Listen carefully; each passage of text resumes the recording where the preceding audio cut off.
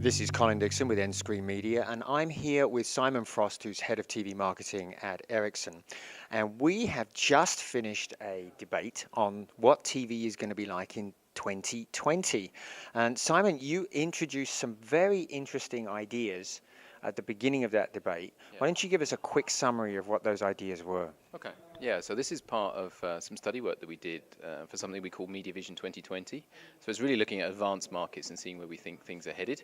Now Ericsson has a bigger, broader vision of something called the network society. So fundamentally, first of all, we see the network society is going to be realized. So that's 50 billion connected devices overall, phenomenal amount, and 15 billion of those video enabled. So the network society being realized transforms so much of TV overall.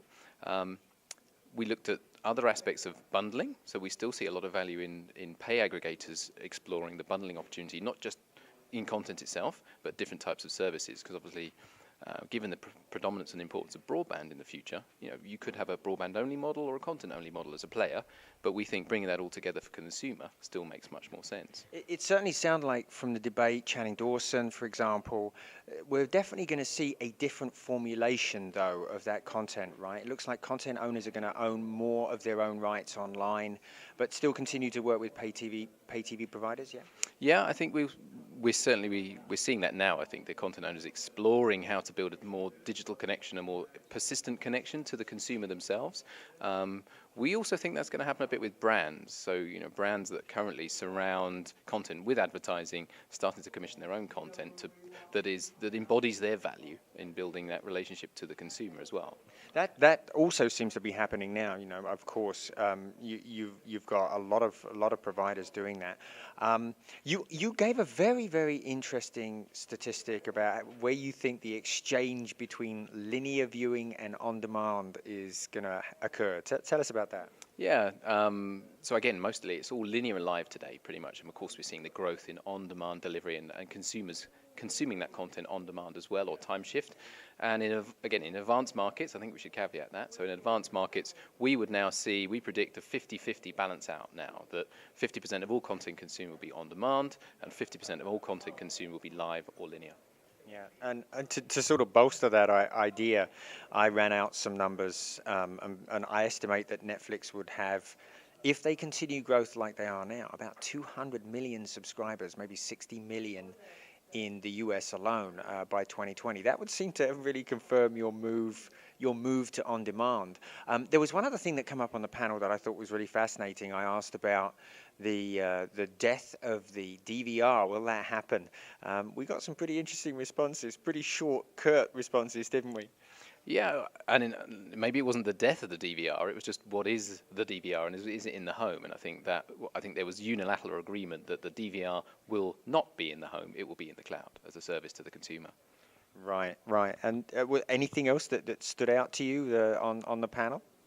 Yeah, I think it was the whole interplay between the ultimate opportunity to be the pay aggregator versus new platforms such as YouTube, offering that opportunity to build the ecosystem towards the consumer and allow content distribution through that platform. So technology and connectivity is enabling that interplay between new players, new actors to try and explore that.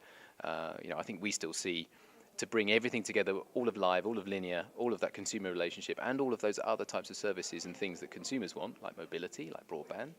That's an ultimate opportunity for one service provider, and that's why I think we still see the pay TV service provider has the biggest opportunity.